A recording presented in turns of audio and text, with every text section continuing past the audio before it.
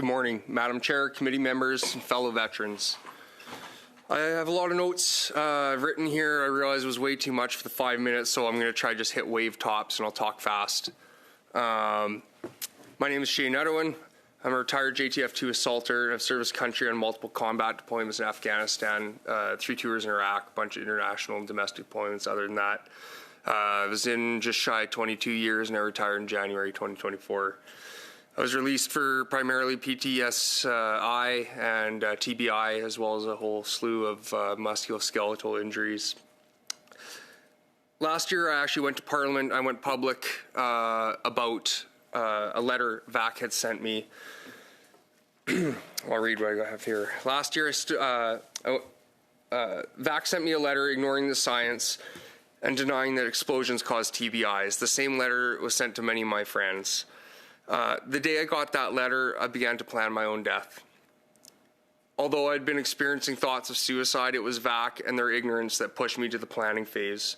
I was brought back from that edge because of my amazing family, my wife, my 2 beautiful daughters who are with me here today, and also because of the Concussion Legacy Foundation, which put the full weight of their organization behind and helped me fight back against Veterans Affairs when I had lost all hope. The ADM of VAC later said that the letter was a mistake. It should have never happened. I'm not sure I believe that. It was sent to too many veterans, in my opinion, to be a mistake. There's a lot of reasons I'll chalk it up to, but I don't have time to get into them. The problem's since been rectified, but there's a lot that continue to persist, which is why we're here today. A lot of these issues I'd like to bring up, like the bureaucracy of the pay coming through 3 different sources, multiple organizations vets need to deal with, manually harassing vets and weaponizing pay and benefits to their advantage, etc. Some of them have already been touched on, I guess, by other witnesses. However, I'd like to start with talking about PCVRS, as I believe this is a case of a well-intentioned program that does more harm than good based on my experience and that of my fellow veterans I've spoken with. PCVRS is a program more akin to parole than a support system, in my opinion.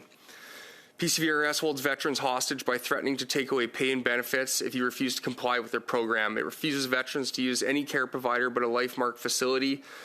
More on that in a bit.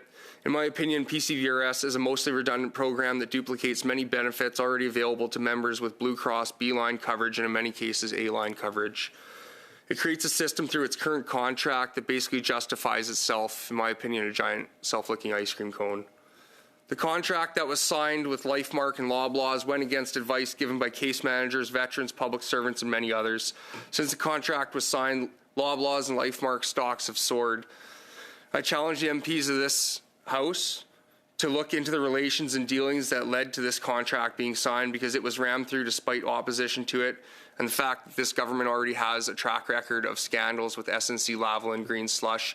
I think it's worthy investigation. Anyways, that's an aside.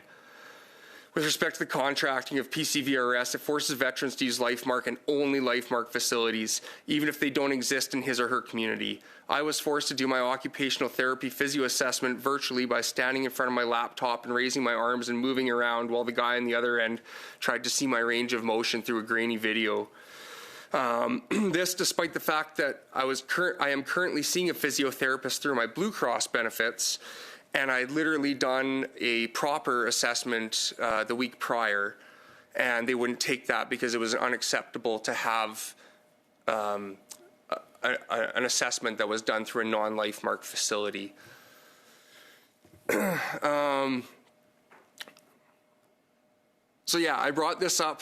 I brought up these points with the ADM and the head of PCVRS, Danica Arsenault, and I questioned the ADM as to why am I forced to use LifeMark.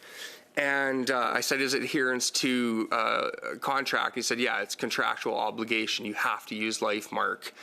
And I said, but even though LifeMark can't provide services in my area, there's one in Grand Prairie, which it's a long story, but I can't use it. And they won't allow me to use any other provider. So this, in my opinion, is just an example, one of the examples of things that are leading to difficulties for veterans. And I think that's my time in about 5 seconds. So I'll just leave it there.